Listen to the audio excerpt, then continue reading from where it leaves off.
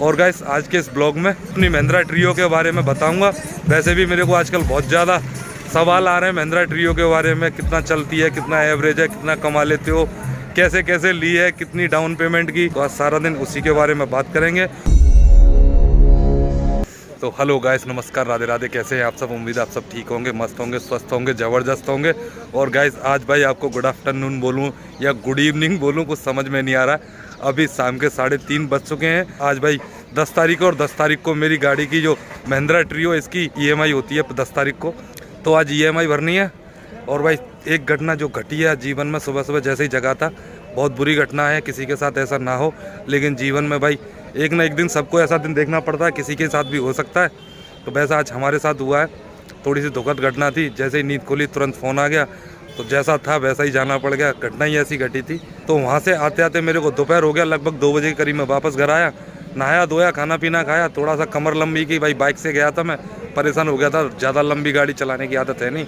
आगरा जाना पड़ा था और वहाँ से वापस आके जैसे ही नहाया धोया फ्री हुआ, तो तुरंत की तुरंत टाइम हो रहा था मेरा गाड़ी की EMI भरने का, क्योंकि वहाँ से महिंद्रा का जो फाइनेंस का ऑफिस है वहाँ से कॉल आ रही थी, भाई साहब 10 तारीख हो चुकी है, अगर आपने EMI नहीं भरी तो आपको पेनल्टी लग जाएगी।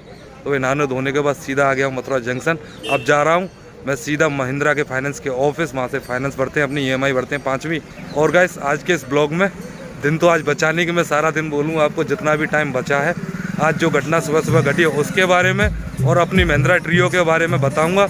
वैसे भी मेरे को आजकल बहुत ज़्यादा सवाल आ रहे हैं महिंद्रा ट्रियो के बारे में, कितना चलती है, कितना एवरेज है, कितना कमा लेते हो, कैसे कैसे ली है, कितनी डाउन पेमेंट की।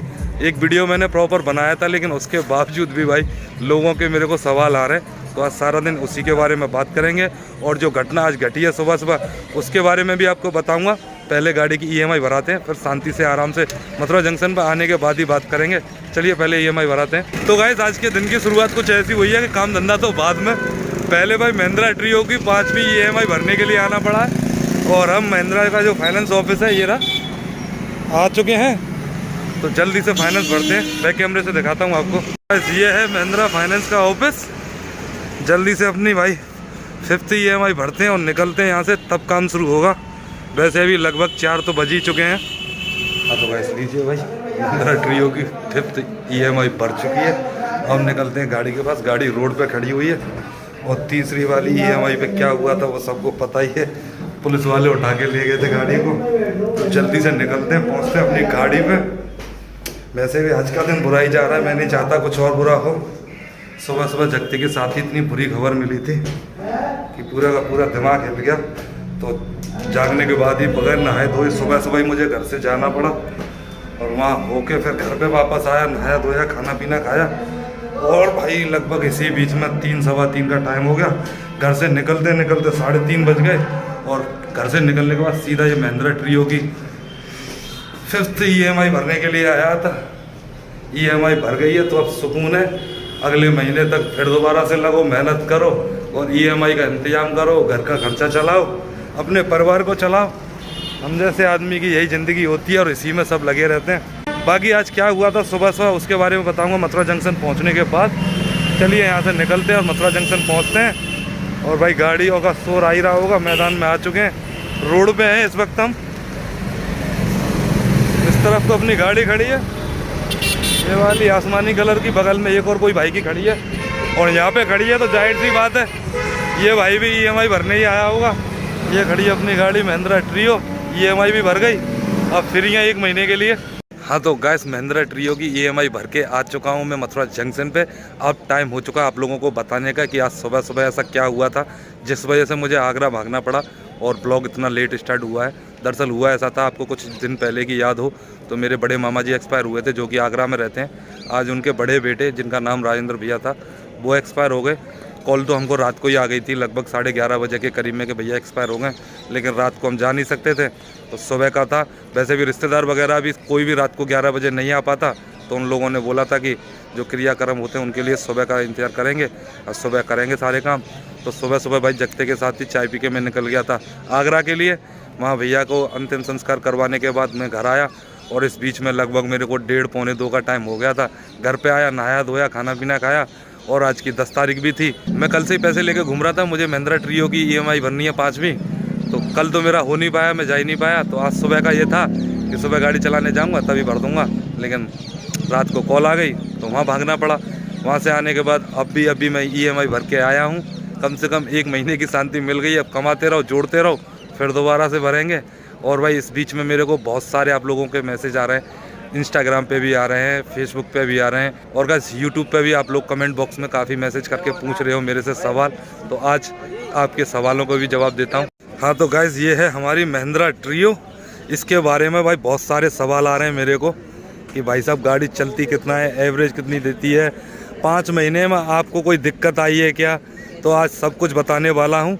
लेकिन गाइस मैं आपको सब कुछ बताऊं उससे पहले अगर आप चैनल पर नए हो तो प्लीज़ चैनल को सब्सक्राइब कर दो, वीडियो को लाइक कर दो और अपने इस भाई को सपोर्ट करना शुरू करो यार। पिछले 1.5 साल से मेहनत कर रहा हूं, आपके सपोर्ट का अभी भी इंतज़ार है मेरे को।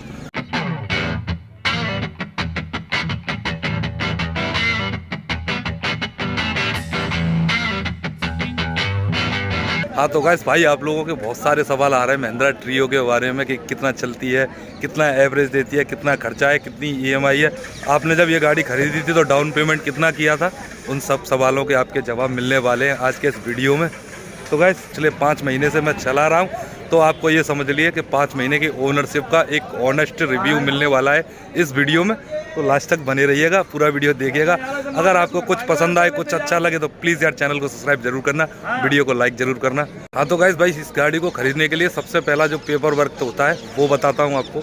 मेरे से भाई इसके लिए एक आधार कार्ड की कॉपी, एक पैन कार्ड की कॉपी, मेरे से 6 चेक लिए थे जो महिंद्रा वाले फाइनेंस के लिए। मैंने फाइनेंस करवाई थी, कैश में नहीं खरीदी थी। कैश में इस गाड़ी की कीमत जो वो 3,45,000 रुपये है और फाइनेंस पर लगभग 480 की पड़ रही है। बहुत महंगी है भाई, सोच समझ के लेना अगर किसी को लेनी है तो। मैंने ज़्यादा सोचा समझा नहीं था और कर दिया। लेकिन भाई ये धंधा है, एक काम के लिए लिया है, कोई शौक मौज के नहीं लिए। शौक मौज करनी होती तो मैं कार लेता, ये रिक्शा नहीं लेता। मेरे को बच्चे पालने, परिवार पालने, और जब कोई आप धंधे काम के लिए पैसे लगाते हो ना तो थोड़ा कर रहा है यार नरम करके जैसे भी हो निकाल लेता है आदमी। वैसे मैं भी निकाल लेता हूँ। आप लोगों को बहुत से सवाल आ रहे हैं डाउन पेमेंट कितनी की थी। इसके लिए भाई मैंने 1 लाख रुपए डाउन पेमेंट की थी, बाकी सारी फाइनेंस है। 10,630 की इसकी महीने की EMI है। अभी भर के आया हूँ, आज मैंने 5वीं EMI भरी है इस गाड़ी की। और गाइस कई लोगों ने पूछा है कि गाड़ी में कोई दिक्कत तो नहीं आई। अगर आपने शुरू से वीडियो नहीं देखे हैं तभी आप ये सवाल कर रहे हो, देखे होते तो आपको पता होता। जिस दिन मैं गाड़ी खरीद के लाया था उसी दिन इस गाड़ी में दिक्कत आ गई थी। तो दूसरे दिन सुबह होते ही 1 रुपया कमाया नहीं था, मैं सीधा महिंद्रा के वर्कशॉप गया। 1 दिन गाड़ी खड़ी रही, उसके बाद अगले दिन मेरे को मिली थी ये। और गैस 15 दिन मैंने गाड़ी को चलाया था, उसके बाद इसका BMS पुग गया तो 1 महीने के लिए फिर से खड़ी हो गई थी। तो महिंद्रा की जो सर्विस है ना, अभी भी मैं कह रहा हूँ आप भी संतुष्ट नहीं हूँ 100%। अभी भी मुझे लगता है कि महिंद्रा को अपनी सर्विस में बहुत कुछ सुधार करने की ज़रूरत है। अगर आप ये गाड़ी लेना चाहते हो तो पहले श्योर कर लेना कि महिंद्रा की सर्विस आपके शहर में कैसी है। अगर मथुरा जैसी है तो यही कहूँगा मत लेना यार। महिंद्रा में सर्विस बहुत गंदी है। जो महिंद्रा के वर्कशॉप में लोग काम करते हैं उनका भी व्यवहार थोड़ा सा अलग टाइप का है, क्योंकि वहीं पे कार वालों का भी वर्कशॉप है और वहीं पे ई रिक्शे वालों का भी।